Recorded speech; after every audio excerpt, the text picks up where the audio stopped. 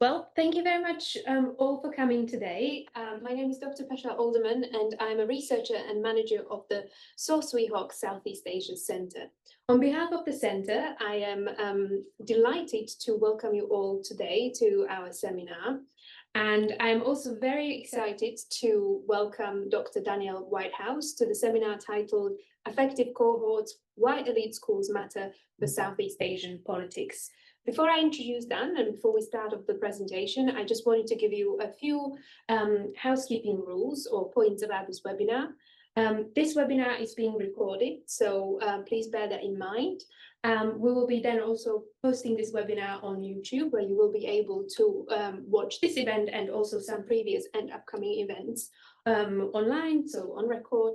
And then if you would like to post about this event, please do, and make sure to tag our centre. So we are on Instagram and on LinkedIn, so if you can tag us, we would be most delighted about that. So without further ado, I am delighted to introduce our speaker today. We've got Dr. Daniel Whitehouse, who is a British Academy postdoctoral fellow in anthropology at SOAS, University of London, so it's just round the corner.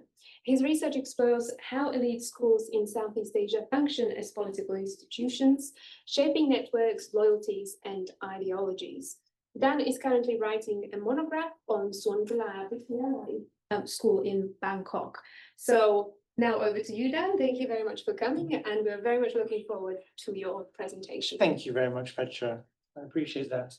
Well, welcome everyone. Hello, my name is Daniel Whitehouse, and the presentation today is called Affective Cohorts, Why Elite Schools Matter for Southeast Asian Politics. It's very much a work in progress. I'm still kind of thinking through this concept. But hopefully by the end of the talk, you will have gotten some sort of empirical considerations and maybe a little bit of conceptual provocations as well, a kind of way to think about how institutions, power and emotion sort of intersect on the political landscape of the region.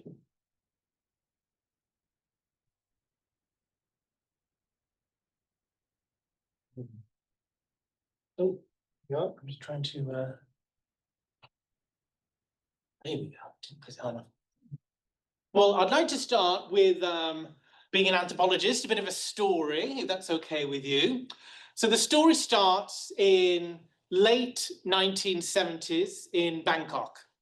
And the celebrated writer and film director, Somchai Songjinda, was sitting down with his morning coffee, reading his newspaper, and he came across a story, a very sad story. The day before, in central Bangkok, in a tobacco factory dormitory, a man killed his wife and child with an axe before killing himself. Somchai was obviously very saddened by this terrible news, and he said that he said a prayer for the stricken family. And then he stopped because he read who the killer was, Supat Sengchutol. This was his best friend at Suankularb Wittayalai, where he studied in the 1930s. Suankularb Wittayalai is a prestigious boys' school in Bangkok. It's located just a short walk away from the Royal Palace. It's famous for producing 8 prime ministers of Thailand. As he was reading the article, it unsettled a memory in Somchai that he had tried to suppress. So in 1936, Somchai was age 16, and he was being regularly singled out for public and very painful punishments by the school's deputy headmaster, Lung Set Sun Ton, who was very notorious at the time. One day, he was beaten so bad by the deputy headmaster in front of his friends that he had to spend the rest of the day with his trousers in shreds. Later that day, he went home to his father's study, opened the drawer, and took out his father's gun. He was going to go back to school the next day and kill the deputy headmaster. He told his plan to Supat, and Supat was a friend who stopped him. He said, if you do this, your father's soul will not find peace. So Somchai relented. Now, 3 decades later, after many years of not seeing his friend, he's realized that his friend has killed his family. And Somchai said, reflecting on the news, Somchai wrote that Supat was not insane, but broken by a lifetime of fear. He killed, quote, he killed because he loved and he was fearful. For Somchai, the tragedy revealed what he and his peers had inherited from their school days during an intense period of ideological fervour and violence. For Somchai, the trauma of his school days pushed him to abhor despotism. He was one of the most vocal literary and cinematic critics of Philippine Songkran, the military strongman in the 50s and 60s. The 40s, 50s, and 60s. Other cohort members from this period had very different reactions. Some of Somchai's friends from school became prime ministers and security specialists. They were really at the forefront of the right-wing movement during Thailand's Cold War. Other friends went the opposite direction. They became the leading components of the communist insurgency in the northeast. But Somchai thinks that what they inherited from their school days had something to do with this early sort of institutional socialization. Now, if you go into Suankularb today, they have a very large school museum, and it actually commemorates this time. Apologies, my picture of the actual exhibit is very bad, so don't kill me, used AI. This is not the real exhibit, but it's as close as I could kind of mangle by prompting Gemini several times. This exhibit is captioned Pains Build Ministers, Mantri Sangrat Montri.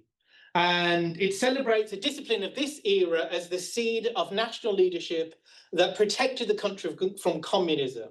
But what the exhibit overlooks is that the same classrooms and the same canes also bred rebels and dissidents.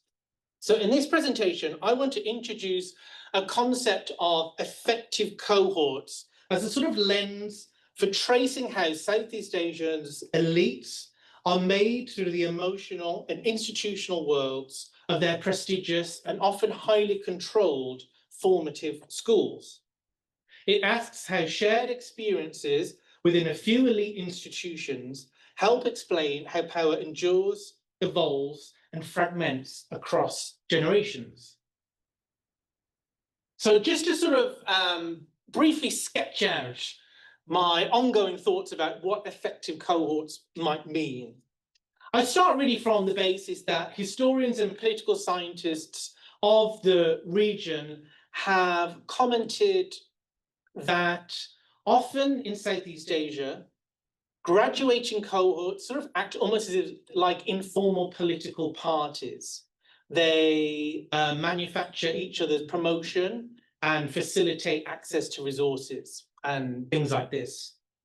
With affective cohorts, I want to sort of add to that theory a little bit. I want to add a sort of temporal dimension, but also a sort of affective dimension.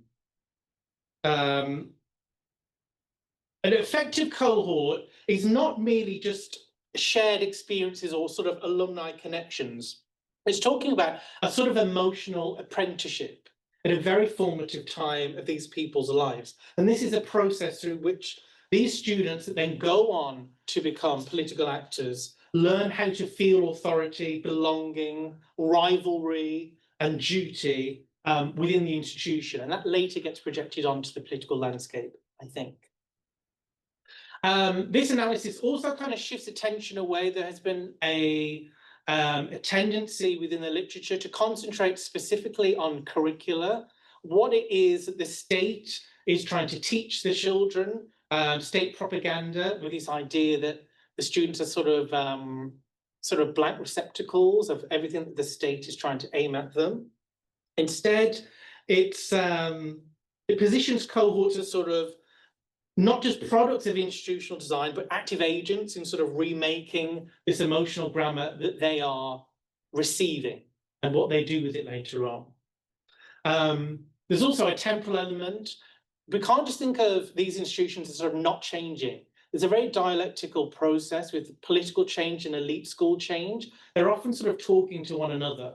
So when we're talking about a graduating cohort, the 1970s, that could be vastly different from a cohort 10 years later, even 5 years later. So these are really dynamic institutions as well, and that's important when we think about effective cohorts. So my basic idea is that these sort of emotions, these formative emotions, they don't disappear with graduation.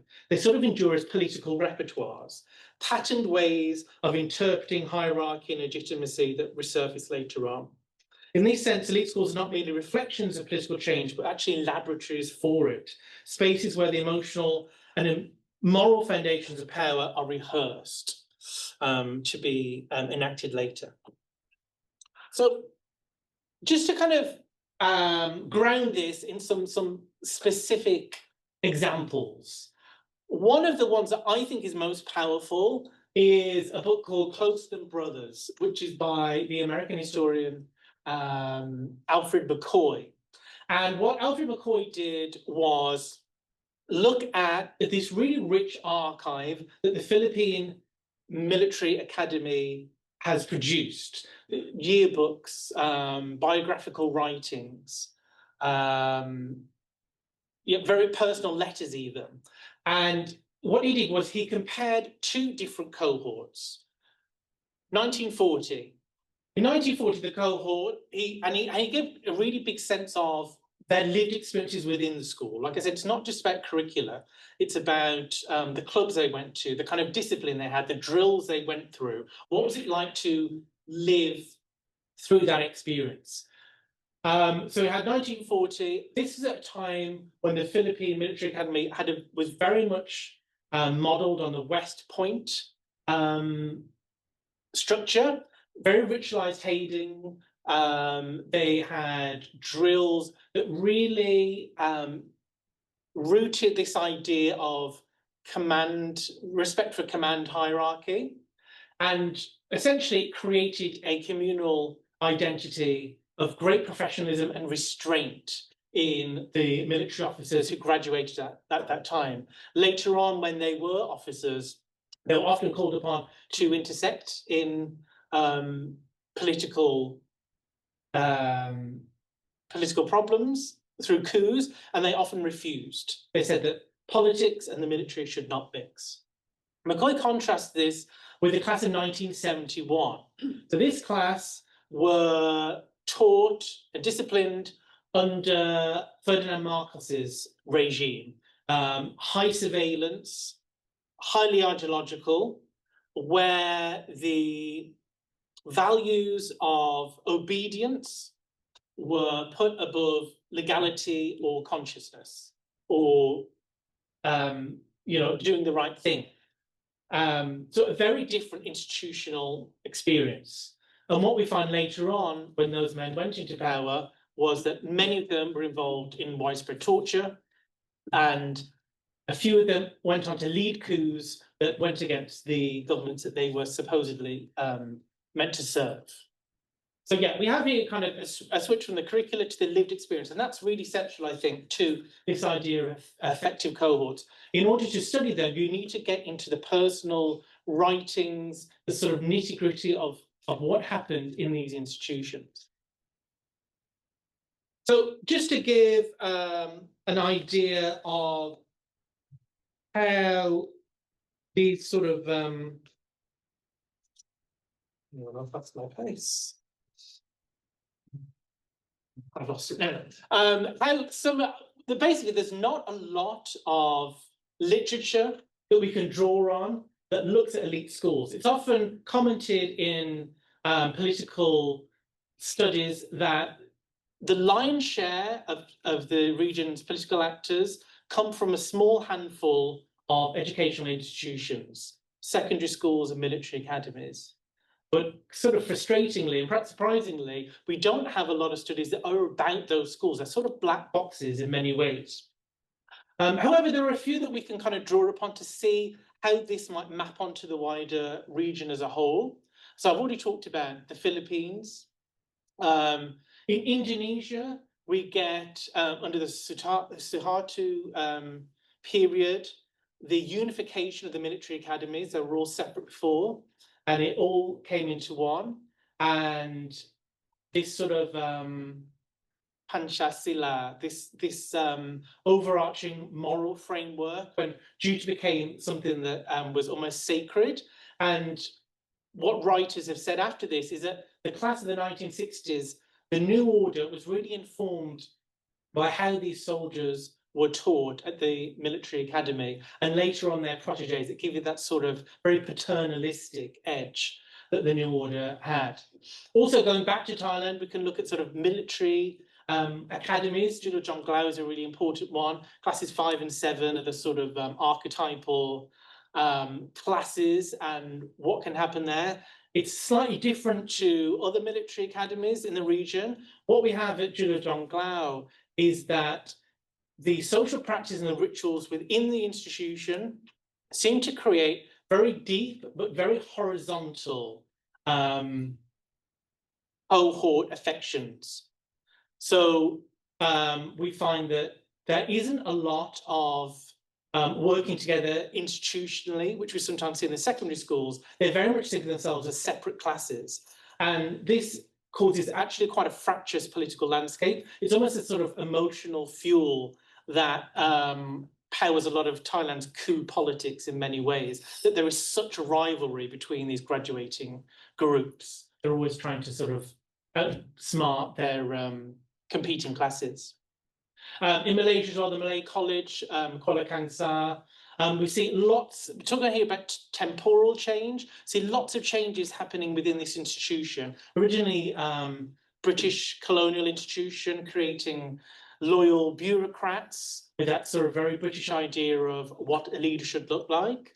Post-colonial, it was a bit more nationalistic, and now it's gone into this sort of almost Islamic piety. So we see how these trends kind of come and go, and as successive cohorts graduate, we see how it's also in dialogue with the changing political culture as a whole. So I really want to sort of explain what I mean by affective cohorts through one case study in particular. And this is harking back to the story that I told at the beginning of the presentation. And we will focus on Suankularb Wittayalai, which I said was this prestigious school in Bangkok. So a little bit of background on Suankularb. It's founded in 1881 as a very small palace school located in the Grand Palace. And its purpose was really to create literate bureaucrats from within the very highly calibrated royalist hierarchy, who could then go on to enact Chulalongkorn's administrative reforms in the late 19th century. After that, there's a slight change. So when we get to 1894, we get a succession of British headmasters. Now, all of these headmasters trained at a single teaching college just across the river from here, no longer there, called Borough Road College. They themselves had a sort of old boy network working, and they sort of managed to get each other jobs there. So they all came from this one very particular institution. And they sort of adapted Suankular's culture. It was getting a much bigger school, a lot more commoners and aristocracy at this point. And they started to import some of the cultural practices that they had encountered in their training, and also at the that were happening at the English public schools at the time. They introduced games, school colours, mottos, a school magazine that talked about alumni. It introduces quite alien concept that the people who graduated from the school 10 years ago were somehow connected to you, that you were in some kind of fellowship. This did not exist before. And then in 1930, they sort of made this more formal, this with a bureaucratic structure, by creating an alumni association. We then see that in 1932, these networks were used to overthrow the absolute monarchy that had sort of cultivated them. So many of the top revolutionaries from 1932 were Suankularb old boys. And they were very concerned at that time that they had to capture the political imagination of the youth. They were a very fledgling regime. They didn't have any sort of popular support. So they thought, we will go and draw upon the support of the Suankularb boys. The morning of the coup, Pradip Phnomyong sent one of his proteges to the school in a tank, and they essentially threatened all of the schoolboys with a gunpoint to march to the throne hall in support of the new regime. And a sort of uneasy alliance built up between the school and this new regime. A year later, the Rwanda royalist counter coup happened, and Suankularb students, some 13, 14, helped to beat the royalists. They delivered bullets to the front, and some of them even exchanged gunfire. But the new regime was also very wary. They knew that these networks that were happening could also be their undoing. So they started to surveil much more closely what was happening in elite schools, but particularly in Suankularb. So in 1943, the education minister, who himself was a Suankularb alumnus, appoints his former teacher, Leung Suntan, who he knew was a very austere taskmaster, very cruel in many ways, but he knew that he would keep an eye on the school. And from that time on, the culture of school changed completely from what had happened previously with the British headmasters. Leung Suntan would stand outside the school gate every morning with his cigarette in his hand. He's a chain smoker. And he would perform daily inspections. He would measure the boys' hair, shorts, with his canes that had little notches in them.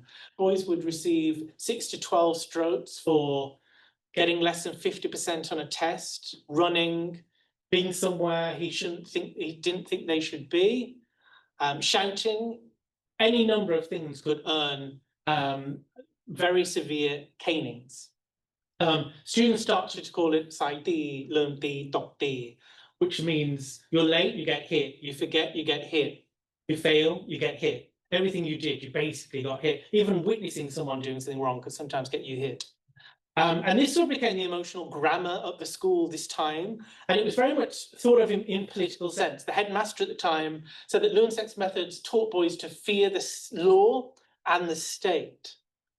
What was also happening at this time was increased militarism. So after the royalist counter coup was suppressed, Pibun Songkram comes to power. He's a sort of from the armed wing of the Revolutionary People's Party, and he molds himself in a military strongman of the almost fascist mold that was happening at the same time in Europe. And we see a particularly intense distillation of that within the Suankularb campus. So by 1930s, the Luxia, which were the old Boy Scouts, were disbanded. They used to swim in the canal, climb trees. Instead, you had the Yuichon, which was basically molded on Hitler Youth. Boys had to march, learn how to handle guns, and had to adhere to military discipline. You can see here's a row of all the previous school uniforms at Suankularb. You can see the Yuichon one right here stands out like a sore thumb. Because all of a sudden you had a very different type of school experience. In Suankularb, it was the only school, I think, where this was compulsory, this school uniform. The red band at the top says, love your country over your life. Rakcha Ying Chi. So you had this very nationalistic ethos at the time, and a lot of the school lessons were taken over with nationalism. All of the Indian and Chinese staff from the school were expelled, and students were also encouraged to attend the rallies of the Yuichon. So you had this sort of idea of pride, obedience, and racial hierarchy. And the school becomes really a stage for this very performed, militarized nationalism. So this was a period of about 7 years when Leung Suntan was deputy headmaster of the school. So you had the militarism happening wider, but very intense at Suankularb, and you also had the physical punishment of the deputy headmaster. So later on, we see that members of this cohort started to talk about their school experiences, and sometimes in relation to their later political position. They talked about it as very formative to them. So, for example, Prem Tinsulanon, who was a prime minister from 1980 to 88, who was also just a highly influential man right in the latter decades of the Bumibon period, the sort of centre of the network monarchy, as it were. He said that this had been crucial in teaching him how to be a kundi, a good person. Suankularb was serious in teaching us to be kundi, he said, and that Lungset need only clear his throat and our head stood on end. This fear was an important part of his political socialisation. Different to that would be Taningrai Wichian. He was a very fervent anti-communist in the early 1970s. He had his own TV show. He's also a Supreme Court judge.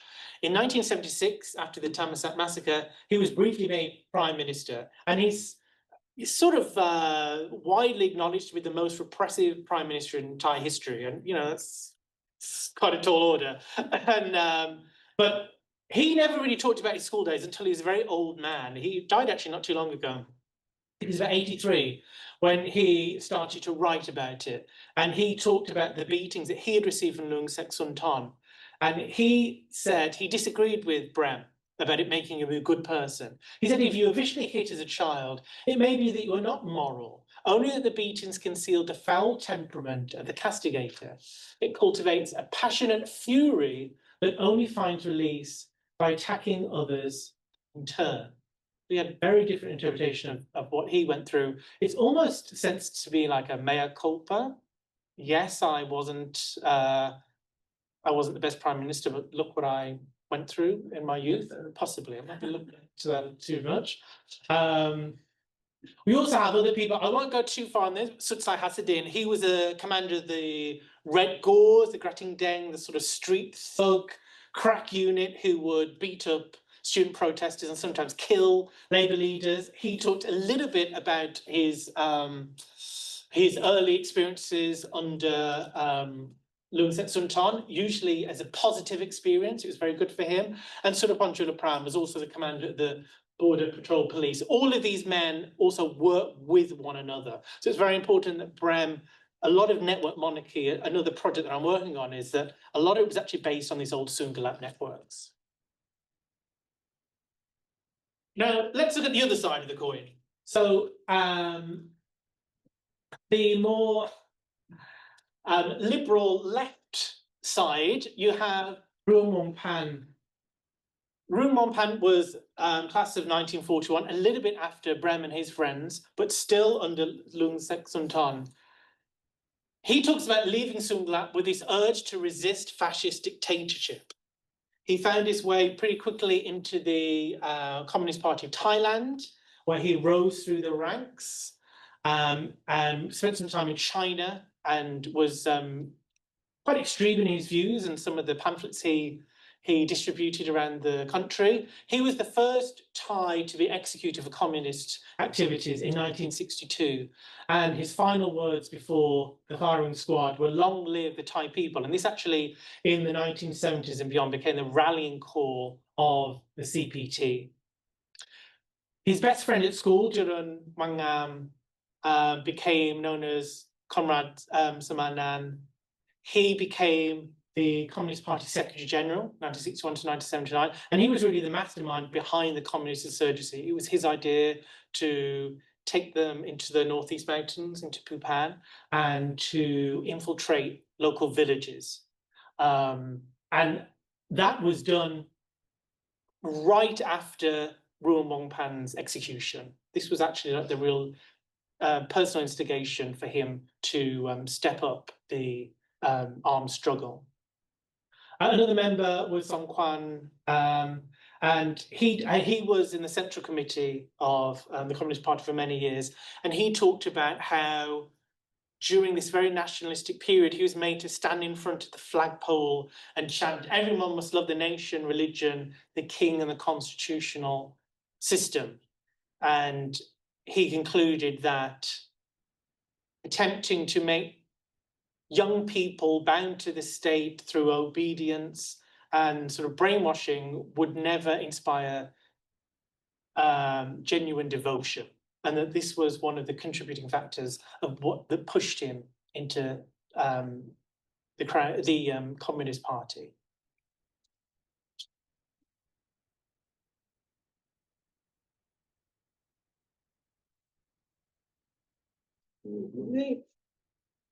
So, what does it really mean that the same school at the same moment could produce both prime ministers and revolutionaries? And at one level, this is a story about Suankularb, but I think more broadly, it raises a question central to Southeast Asian studies.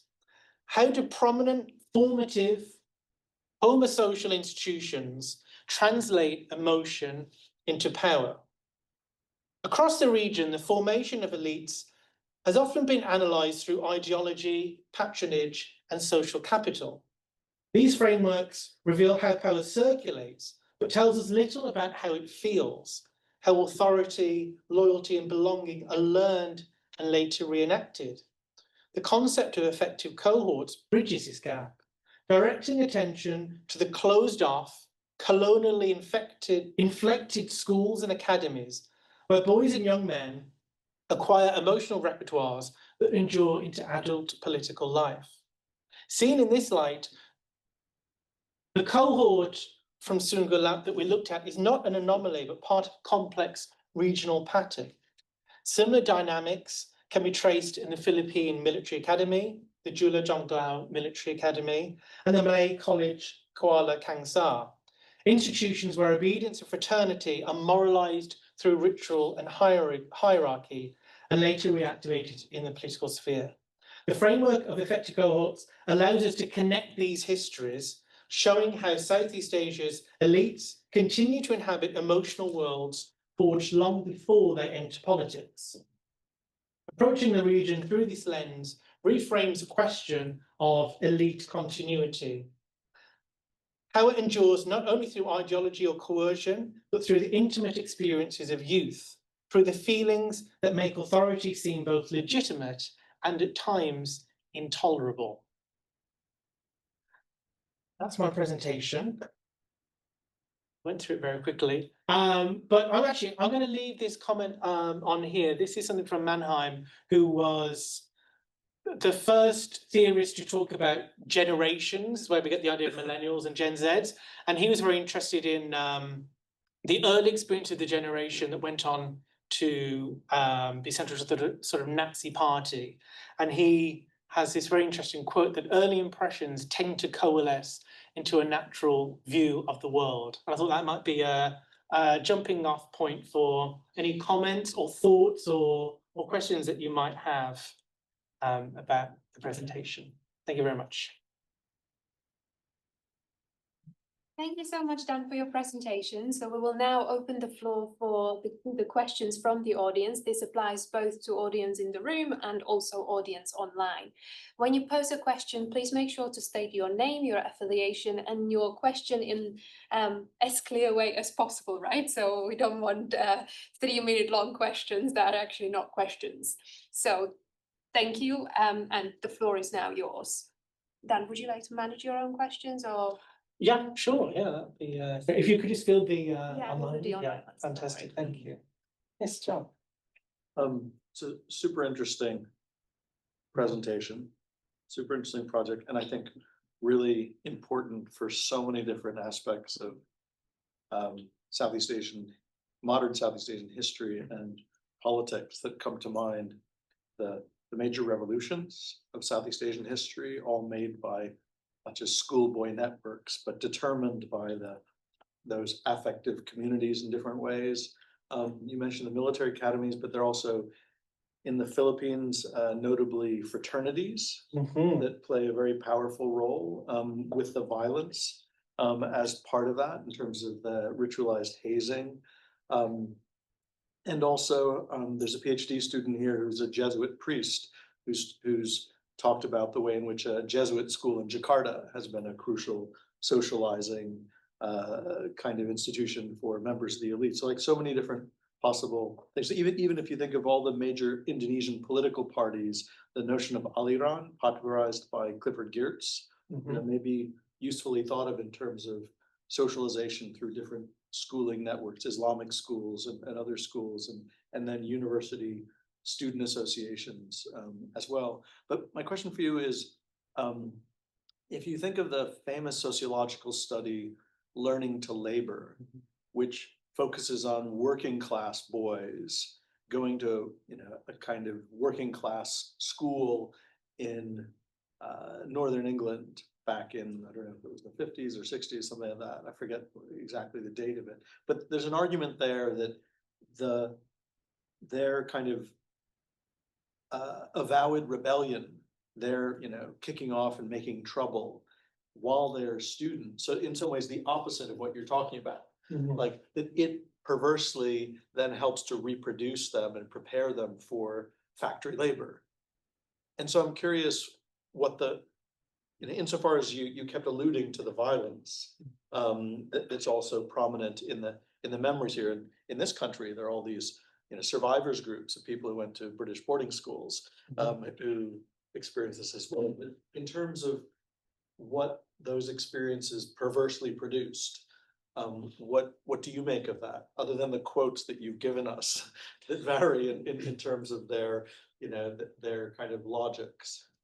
It's very complex, and there's a lot of inferences. And when you come across someone like Somchai, who is a writer, not a political figure, and their sort of bread and butter is putting emotions, memories, feelings into words, and you're like, oh, okay, maybe you're on something here.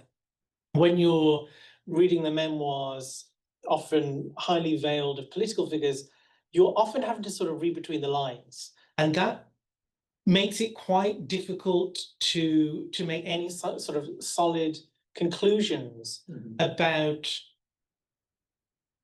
what it affected in them, how it affected their view of the world.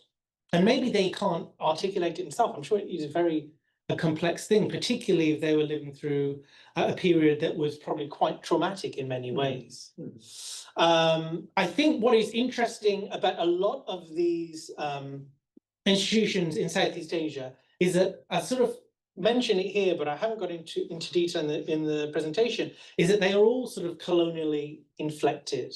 A lot of the military academies, and certainly Suankularb, but a lot of them in Malaysia and Singapore are built on a particular colonial model. And particularly after the Boer War, when England didn't do very well and they realized they needed to sort of beef up the colonial administrators, and you've got this idea of muscular Christianity, and then the games, and then the sports colours. And prior to that, you didn't really have this sense of pride, really, being an alumni. So all of these reforms came into, especially to cultivate that. They were then transplanted into Southeast Asia. And an important part of that socialization, I think, was convincing the students that they had a glittering political career in front of them. Not only that, but it was their right, their moral right to do this, because they are lucky enough to go through these institutions. I think that's an important part of colonialism, is that you didn't have to just convince the people in the colonies that you were the rightful ruler, you knew best. You had to sort of convince yourself and the people that were going to go out there. And that has been a sort of golden thread that I think stays in places like Suankularb. So you have this thread of like, you're all going into power, but what's it going to look like when you get there? And when you have a very didactic period like in 1930s, when it says you will be nationalistic, you will expand Thailand's borders, you will Thailand for Thailand, you know, you get later on different political waves, but I think some of that is carried on. But then also you get the sort of kickback against it. So I think, yeah, it's very hard. And I think that's why it's so important to look at affect and what is happening there, the daily life, and how they talk about it later, because it is so complicated. And I'm still at the very beginning of trying to figure it out. I think what has happened in the past is that people, I think in general, childhood studies is sort of marginalized academically, and the sort of hierarchy of knowledge is quite low, possibly because it's slightly feminized and therefore lesser, I'm not sure. But I think if we go back to childhood institutions, that's my feeling, and networks, we might learn something new about wider political culture, at least in the elites. Does that answer your question? Yeah, I guess I wonder, in terms of anthropological theory, whether there's something there in terms of ritualized violence and the logics of it. But I mean, oh yeah, even if you're right in general, in this country at least, the study, the whole discipline, it's not maybe considered an academic discipline, but psychoanalytic theory very much stresses, in this country, the strength is in childhood studies. I mean, early childhood, Winnicott, Bion, Melanie Klein, all the great post-Freudian, writers have all focused on childhood. So they have, yeah. Psychoanalysis, it's funny one that sometimes you bring it up and some people roll their eyes and others are really switched on to it. I think when you're talking about caning, especially ritualized caning like this, it's kind of hard to avoid it.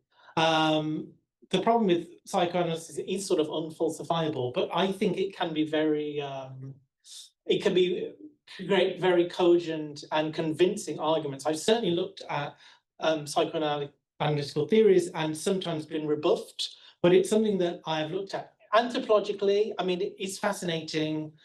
What we see in Suankularb now, for example, so post 2006 coup, when you had a much less stable political landscape, is that Suankularb in particular has started piling on rites of passage. You first started getting to school in the 1970s when the communist era was sort of in full swing. They take them to account for 3 days and induct them. Since 2006, you're getting more and more. Now alumni are involved. So there's very much this kind of Turner-esque ideas of rites of passage and states of liminality and becoming a brother and procedures that facilitate that. So sort of anthropologically, that is that's very much present, I think. In this particular school, I'm sorry, just one more. Wasn't the violence sort of delegated out also because if you think of Eton and other accounts we have in this country, that movie, Another Country, that there's it's franchised out so that the older boys beat the younger boys and you have your turn, and so you're socialized into it in a participatory way as well as being on the literally receiving end. Yes, that is interesting, and it wasn't the case in Suankularb. It was very much the province. Hitting was very much province of Lung Sek Sunton and about 3 other teachers who had a cane with him at all times. The reason perhaps for that is that Suankularb never fully adopted the Eton Harrow boarding school model, and that's because the headmasters who came over were all, like I said, studied at the Spurrow Road College. They were all working class boys and highly professionalized educators. And they're almost to a person, their idea of education was the teacher who canes is a poor teacher. It's a sort of last resort of the poor teacher. So they did cane. There were some punishments during the British era, but nothing like what came later. So you didn't have that sort of fagging, hazing thing. But what we did see at the time in 1930s, the boys started fighting with each other much more. There was a power station just across the road. They would go and fight there. And sometimes the PE teacher would pull out mats and tell the boys to any kind of personal disputes, fight it out amongst yourselves, and people would gather and watch, which isn't something that happened before. So there was a general increase in violence, and not always from the teacher, sometimes sort of peer-to-peer. You did have that as too. Yeah. We'll go Aoife, and then you. Thank you. It was a fascinating talk. Thank you. I'm from the Social Policy Department, and I teach a master's course on education policy. The literature I was more familiar with is kind of on the purpose of mass education. And your talk is almost kind of the other side, like the purpose or the changing purpose of elite private education in the global South context. So I wonder, I mean, this is how I kind of see your talk, because when we talk about the purpose of expanding mass education, there's a clear role of the state, and there's study even arguing, it's a direct instrument for the state to socially indoctrinate in times of unrest, and therefore they expand mass education, or kind of the purpose of mass education changes over time. So I wonder if you could talk more about like what shapes or determines almost this shifting purpose of elite schools across cohort, and what exactly is the state relationship with this kind of particular military academies in these contexts? Yes, no, that's a very good point. And actually, interestingly, Suankularb and quite a few of the elite schools in Southeast Asia are state-run. So the curricula they are presented with the children in these institutions is almost identical to what is being distributed to all the other state schools within the national network. The difference being with the elite schools is that you have on top of the curricula this whole circus of rituals of sort of social imagery, messages that fall outside the sort of textbook. But I think I think you get that in mass education as well. I don't think that is specific to elite schools. I just think that the messages are slightly different because they are trying to create slightly different citizens. Essentially, they're trying to create essentially political actors who will protect the status quo, essentially, that will reproduce the political model in which they have been educated. But yeah, just going on to the more military academies, my dream would be to do a sort of ethnography of a military academy at some point. But from what I hear, it's quite hard to do, but I am not really aware of I know that there's a lot of different hazing practices, and what you can do, you can retroactively do it. You can find how these graduating cohorts have written about what they went through. But in terms of a kind of live ethnography, it's very difficult to do. So in terms of the military aspect, it's still kind of, the curricula, the practices are still a little bit hazy, at least to me and in the literature that I can find. But there's definitely a relationship between mass education, elite education, and military academies, and they're sort of a continuum. It's not actually helpful sometimes to think of them as totally separate. A lot of what is going on pedagogically is similar, but in different fashions. They're doing it to create different outcomes, I think. Yes. Right. Very interesting presentation. Marty, I'm a PhD student at King's. I'm actually doing research on elite education program in Indonesia. Basically, the government sent thousands of young Indonesians to study abroad, and then years after that, these recipients of the scholarship, they occupy elite positions in different sectors, like the ministers and so on. So I think I have a few questions. So you mentioned that this Suankularb has evolved over time, right? It's also affected by the changing political landscape of the Thailand as well. I wonder how has the social background of the students changed throughout this period, whether it's still dominated by children of the bureaucrats or military families, or whether they have more diverse cohort at now, for instance, and whether you also discuss in your research that the class backgrounds might also affect how the students get benefit, because I think there is a stream of literature that says that in elite schools, if they accept students from different background, there is this also hierarchy of advantage where students with previous capitals coming from wealthy family, they know the hidden curriculum before they are coming to the elite school, and students coming from underprivileged family, they are very struggling in the elite school. Whether you're also researching this in your research, the different dynamics between students. And my second part of the question is that, so this is a state project, right? funded by the state, right? Correct. So, and then I assume that after they graduate, they would need time to build their career, and then maybe years later they become the prime minister and also occupy other elite positions. But what about the state engagement in this career trajectory of the students? Did they monitor the career, or they, how did they manage this? Right. Balance? Okay, very good questions. I'll start with your first point, which was social background. Yes, of course. So yeah, starting in 1881, only sort of Mom Luang, Mong Dao, like the higher nobility were allowed in. A few years later, they allowed the sons of high-ranking officials to join the school.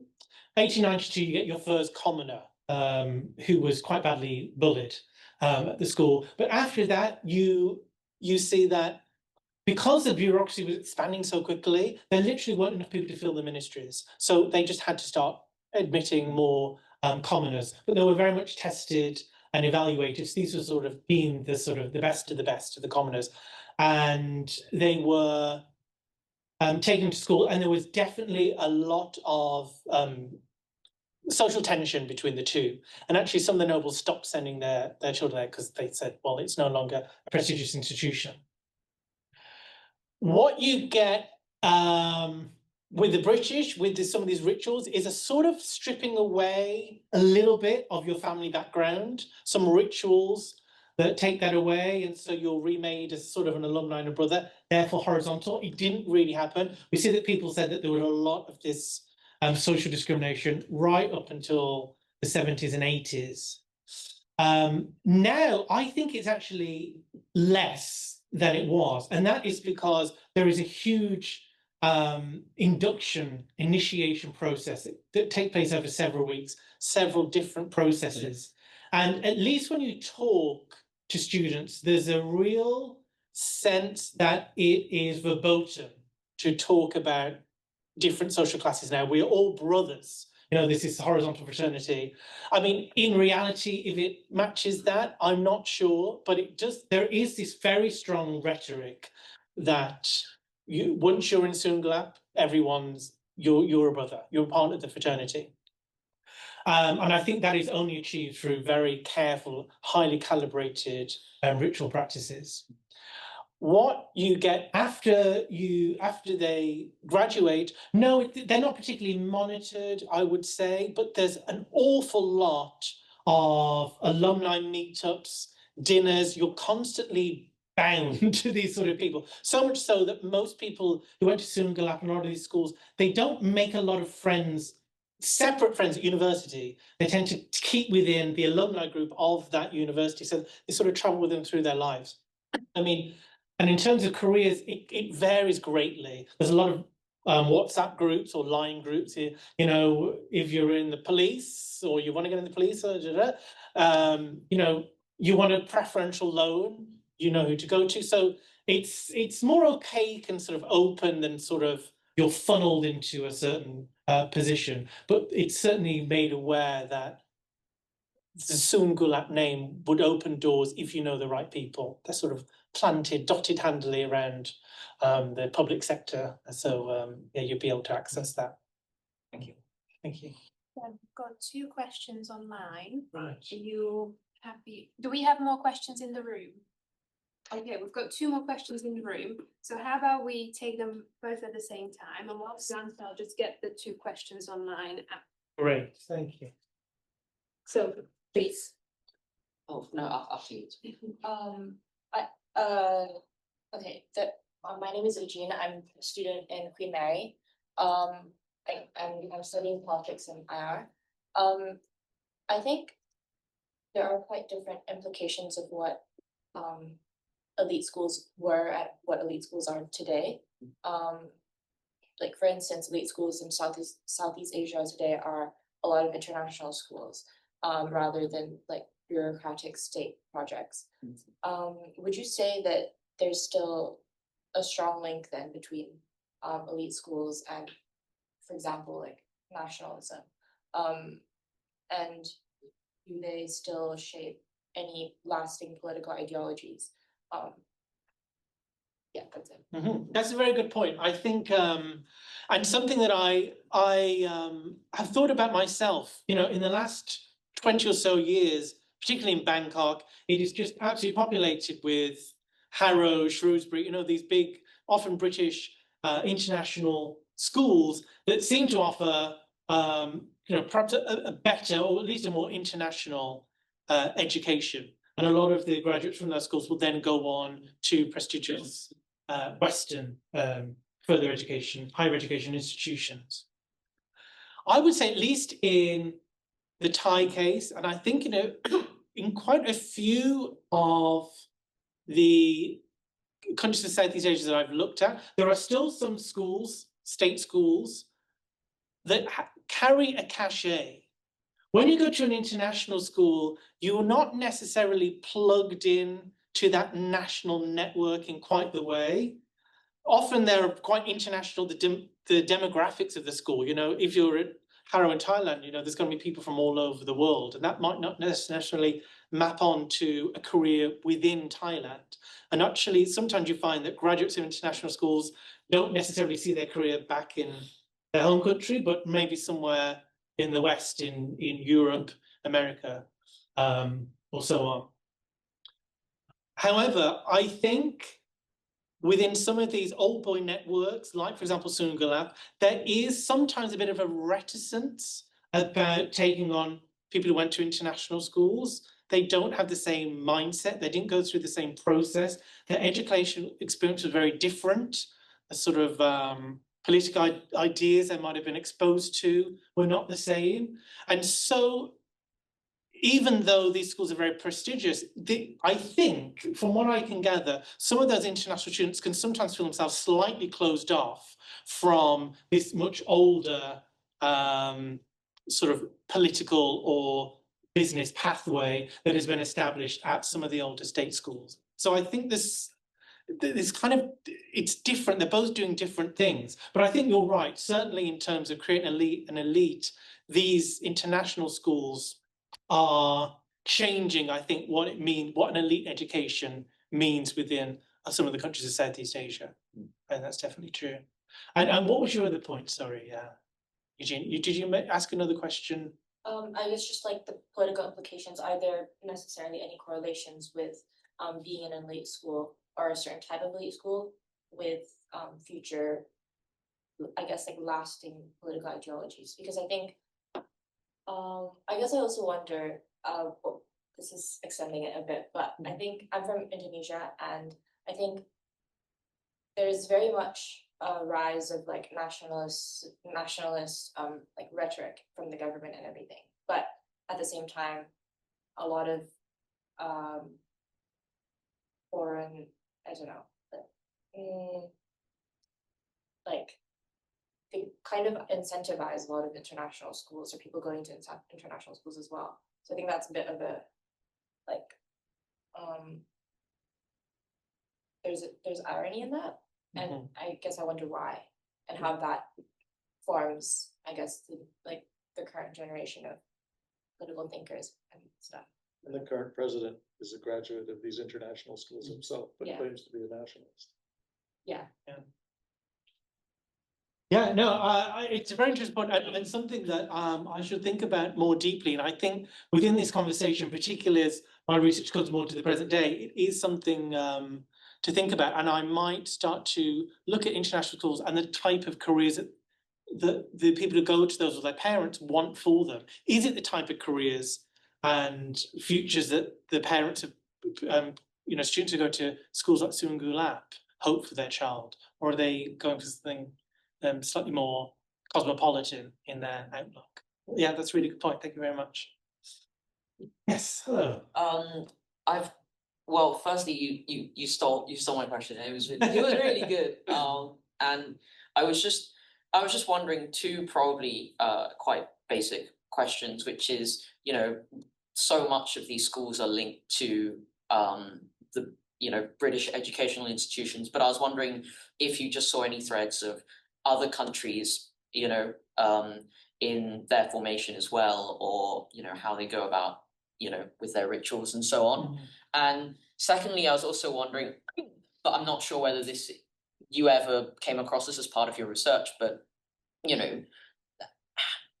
I'm sure other kind of stakeholders must have realized how formative these schools are to the development of Thai nationalism and the development of the Thai state in general. And I was just wondering if you saw any sort of acknowledgement by foreign powers. I was thinking mainly the Americans. If you see any kind of like student exchanges with America or student exchanges with any other countries where they've gone, well, these are the schools that are meant to be producing the ruling class. It's kind of good if we, might try and exploit this early on.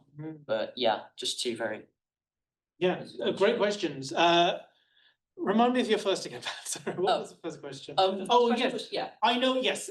Actually, my wider project, this is very much, I'm still thinking about these ideas. My wider project is actually developing an idea of a sort of theory of the network institution, network monarchy, network institution, but sort of broadening out even beyond Southeast Asia, this idea that mainly the British went into various places in the world, set up these educational systems with all their rituals, their codes, and then retreated as the empire declined. And then new national elites took them over and, in various political turmoil or not, and then had to consider what they would do with these institutions, what they would do with these rituals, what they would do with the curriculum that they inherited. So that's something that I'm thinking about in some more generally in a comparative sense. In terms of elites sort of coming in, I mean, I can only talk about Suankularb really, but in the period we were talking about before with nationalism, Philippine Songkran was very allied to Japan. And there were Japanese scholarships, Japanese students came over. Japanese students come over, but they sponsored football tournaments and some schools went over there. And then during the American period, there was limited exchange with American students. American students went there and some went to the US as well. Yeah, so you did get that sort of exchange between elite schools across the polities. Thank you very much.